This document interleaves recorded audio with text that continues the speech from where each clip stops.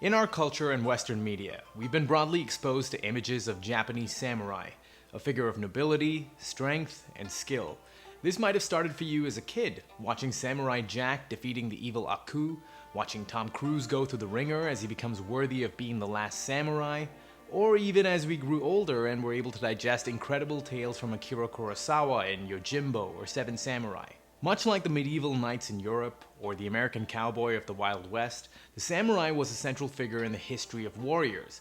Over time, as combat became less and less prevalent, the legend of the samurai lives on, not through their role as professional fighters, but symbols for spiritual development and a higher standard.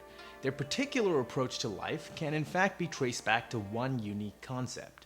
Bushido was described as the code of conduct for Japanese warriors. The concept is formed out of two words: Bushi, meaning warrior, and Do, meaning the way, essentially translating to the way of the warrior.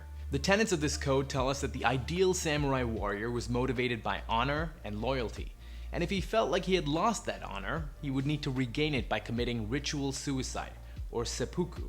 In fact, modern forms of Bushido have been illustrated by kamikaze pilots who led suicide charges into Allied battleships during World War II. Yes, a lot of interesting concepts do have their shortcomings, but the goal is to take what you can that will help you grow in the life that you are living and continuing to live. While one may feel that warrior codes typically highlight toxic traits of aggression and sacrifice, much of Bushido's virtues do also promote compassion, politeness, and loyalty. The Bushido code was so enticing that even President Teddy Roosevelt had bought dozens of copies of Nitobe Inazo's book, Bushido, The Soul of Japan, for his friends and family. Here are the Bushido virtues listed out in the book. The first is rectitude, or justice. Justice is typically the most important virtue in the Bushido code. The samurai defines rectitude as one's power to decide upon a course of conduct in accordance with reason, without wavering. To die when to die is right, to strike when to strike is right. The second virtue is courage. Courage to do what you believe is right and taking risks if they might be intimidating. It is living life completely, fully, and wonderfully. Heroic courage is not blind. It is intelligent and strong. Next is benevolence. Through compassion, the samurai is known to raise his fellow man up, demonstrating traits of love, sympathy, and generosity. Confucius has even said that the highest requirement of a ruler of men is benevolence. The next virtue is honesty and sincerity. When warriors say that they will perform an action, it is as good as done. Nothing will stop them from completing what they say that they will do.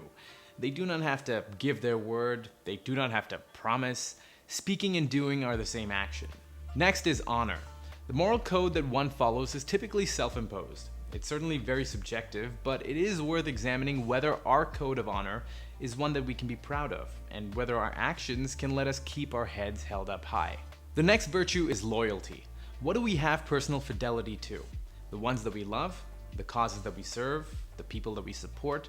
This is the sense of loyalty that helps a warrior remain true to all those that they are responsible to. The final virtue is character, or self-control. The first objective of samurai education was to build up character. The subtler faculties of prudence and intelligence were less important. Intellectual superiority was esteemed, but a samurai was essentially a man of action.